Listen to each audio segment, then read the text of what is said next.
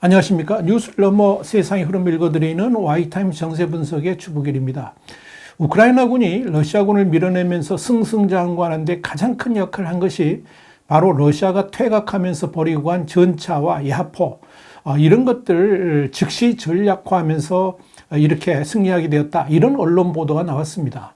미국의 월스트리트저널은 미국 시간으로 5일 현지 군 당국자들 인용해가지고 우크라이나군이 지난 9월 북동부 하르키우주 수복 과정에서 러시아군 전차와 자주포, 야포, 장갑차 등 이런 기갑 장비 수백 점을 노획했다 그러면서 이런 장비 중 일부는 러시아의 우크라이나 침공을 상징하는 이 제트차 기호를 지우고 이 우크라이나군 장비로 편입돼 가지고 즉각 전투에 투입됐다라고 보도를 했습니다. 자, 이렇게 러시아군으로부터 획득한 무기를 곧바로 전투에 투입할 수 있는 것은 우크라이나군도 소비에트 연방, 그러니까 소련 시절 개발된 동일한 무기 체계를 사용하고 있기 때문인데요.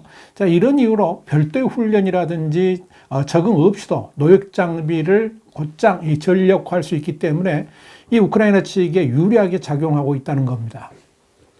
우크라이나군은 또 완전한 상태로 전투에 투입하기가 곤란한 무기들 그리고 또 장비들은 수리를 진행한다든지 아니면 분해해가지고 예비용 부품을 확보하는 데 쓰고 있습니다.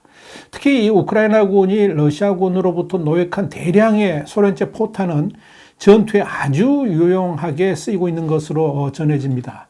더더욱 흥미로운 것은 최근 들어서 러시아군이 우크라이나군의 공격에 대해서 별다른 대처도 하지 않고 너무나도 무기력하게 퇴각을 하면서 그동안 보관해 오던 그런 무기들을 그대로 두고 떠난다는 겁니다. 실제로 CNN이 미국 시간으로 7일 보도한 바에 따르면 최근 며칠 사이에만 이 남부 헤르손 지역에서 2,400제곱킬로미터 영토를 탈환했고 전체적으로 본다면 지난 한 달 사이에 이 동부전선에서도 약 1만 제곱킬로미터 넘는 영토를 되찾은 것으로 알려졌습니다. 자, 이렇게 전선이 급격하게 밀리면서 체계적인 후퇴에 실패한 러시아군이 대량의 장비와 물자를 그대로 버려둔 채 달아났다. 이렇게 우크라이나 군 당국자들은 설명하고 있습니다. 특히 이번에 우크라이나가 수복한 지역들은 러시아군이 방어선을 쌓기 위해서 상당한 무기들을 축적하고 있었기 때문에 이 우크라이나군은 더욱더 큰 소득을 올리고 있다고 볼 수 있습니다. 심지어 러시아 병사들이 장갑차를 몰고 우크라이나군에 항복하는 영상도 공개가 됐습니다. 우크라이나 군 당국이 6일 공개한 영상을 보면 이 우크라 남부 헤르손 지역에서 매복 중인 우크라 병사들 앞으로 이 중무장한 러시아 BMP-2 보병 전투 차량 한 대가 다가옵니다. 포신에는 백기가 달려 있고 탑승한 병사도 백기를 흔듭니다.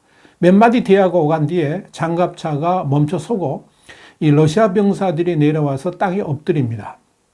그러자 우크라이나 군인들이 몸수색을 하고 장갑차에 올라서 숨은 병사가 없는지 살핍니다. 자진 항복하면서 무기까지 우크라이나군에게 갖다 바친 겁니다. 자, 여러분, 또 하르키우주의 전략적 요충지인 이지움에서는 러시아군의 신형 주력 전차인 T-90M과 최신 장갑차인 BTR-82조차 이 우크라이나군에 노획된 바 있습니다. 이 T-90M 노획이 주목을 받는 것은 이 스텔스 기능을 갖춘 러시아의 첨단 전차이기 때문에 그렇습니다. 이에 따라 서방은 그동안 베일에 가려졌던 러시아 첨단 무기 정보를 습득할 수 있게 됐다. 이런 평가가 나옵니다. T-90M은 1990년대 초에 러시아군에 도입된 T-90 전차의 개량형인데요.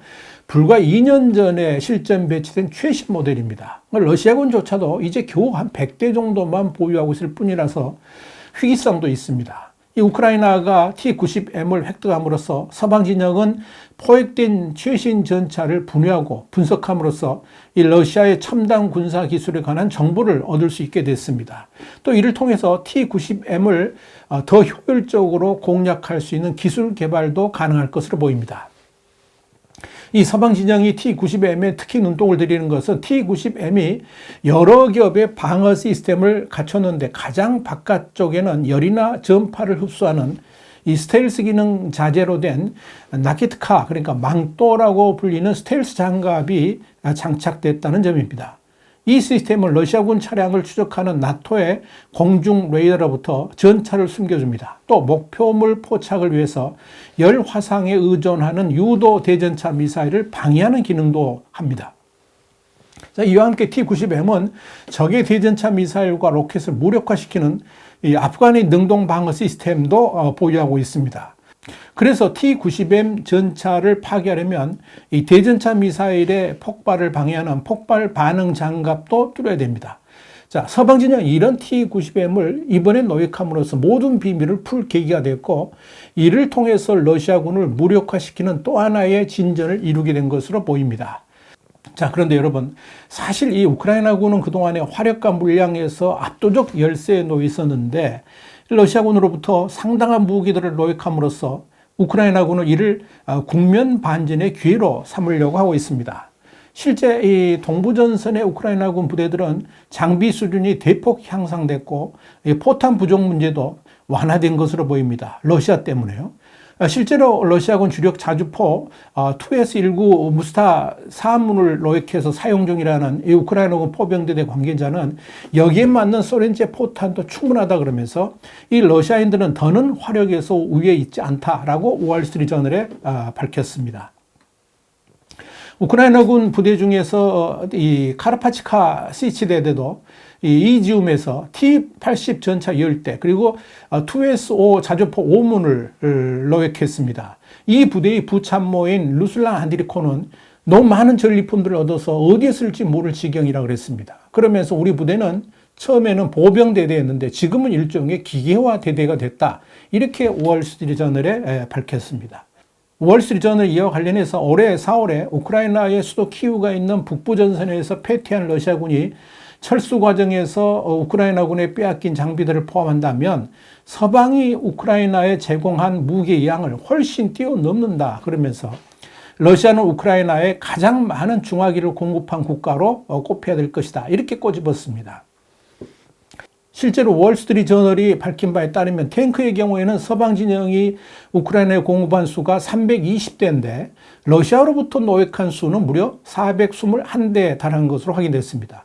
보병 전투 차량 그러니까 BMP-2도 서방 지원은 210대인데 러시아로부터 획득한 것은 445대로 2배가 넘습니다.